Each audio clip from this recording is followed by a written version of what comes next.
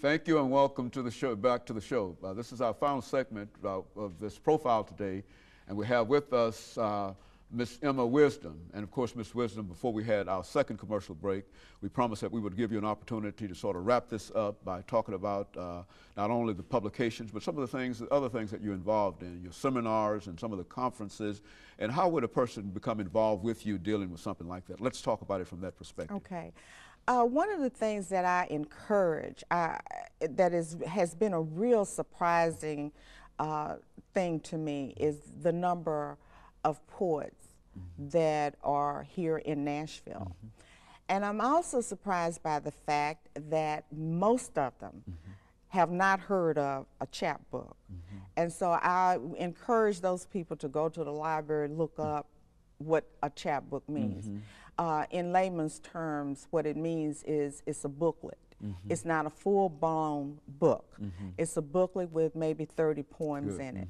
But every time that poet goes out and perform someplace, he or she should have a chapbook, because invariably there will be someone who say, I really love that poem. Is it in your book? And then you can reach in your, in your little sack and pull it out and say, yes, it's only $5. Well, that's $5 that you have made. But not only that, the public is now becoming more aware of you as a poet and as a professional poet or as a performance poet. So I encourage all the poets in Nashville to at least do a chapbook.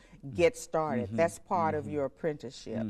Secondly, since I know that you are affiliated with Tennessee State University, I would like to encourage students to become familiar with Frances Ellen Watkins Harper. She is one of our 19th century poets that many people do not know about, but she is a wonderful poet.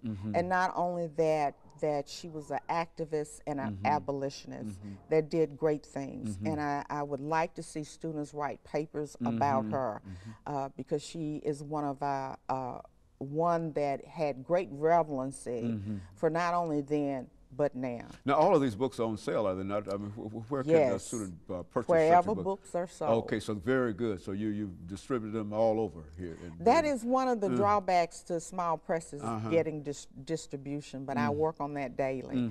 So if a bookstore does not have the book that you're looking for, get them to order it from the publisher. And they should have that Library of Congress list on Emma Wisdom that indicates the number of books and the books that you published. I am in books in print. Okay, very good. Yeah, well, that's very good, because I think that folks who might not even remember some of the titles that we've talked about can remember Emma Wisdom and know that all they have to do is to go to one of the local bookstores and ask for that, ask for your name and look down the list as to what they want. Also, we know, Miss Wisdom, that you've been involved in seminars and conferences and other things. As a matter of fact, I was impressed by your involvement, and that was one of the things that sort of encouraged us to deal with this as an issue, because I would like for you to give us some information about how folks might get in touch with you and the kind of conferences that you might be able to direct, because people need to know this information, and I'm sure that there are a large number of folks out there who would like to know how they could have a seminar, you could direct a seminar or a conference. Let's do that. Let's talk about that. I spend about 25% of my time consulting with people who want to be authors and just need a little direction as to how to go about doing it.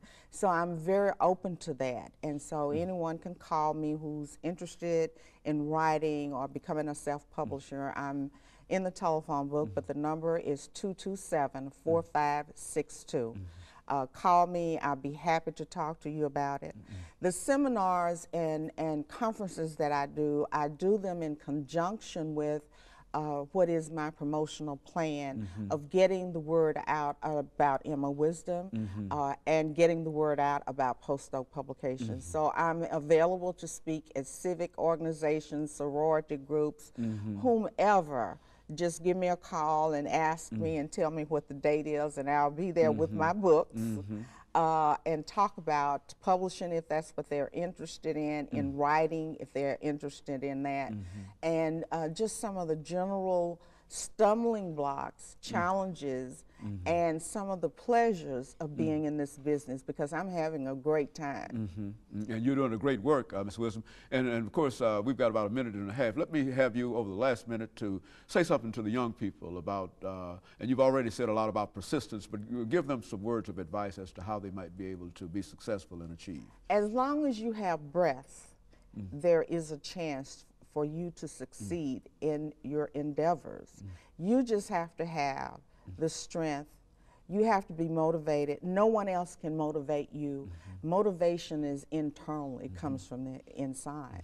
So my first motto is, if you can conceive it and you can believe it, you can achieve it. Very good. And of course, during this last minute, let me thank you, Ms. Wisdom, for bringing us that excellent information about your background and your education, and especially about all of that information you gave us about the ability to simply be able to stick to it, the ability to be persistent and to understand that if you are persistent, that in the end you will make it. And we certainly want to encourage that, and we want the people that are listening this morning to be aware of what you're doing and how you might be able to help them, because I'm sure that there are a large number of struggling and stumbling folks out there who really do have the ability to write and who would probably want to write, but nobody has come along and told them that, and especially your story here this morning about how you were able to achieve against all odds and et cetera. I think that that's an inspiring story. And let me thank you for coming by. And let me encourage our audience to tune in again next week for another informative edition of Comments. Thank you and good morning.